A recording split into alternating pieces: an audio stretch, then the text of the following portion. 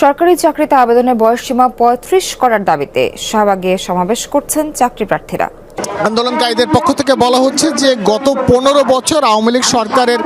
বিভিন্ন ধরনের টালবাহানার শিকার হয়েছেন তারা, এবং একই অর্থ তারা প্রতারিত হয়েছেন।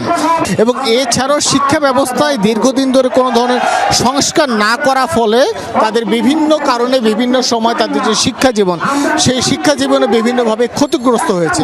মূলত এই সকল বিষয়গুলো আমলে নিয়েই সরকারি চাকরির সর্বোচ্চ বয়সসীমা ৩৫ অথবা কিছু কিছু ক্ষেত্রে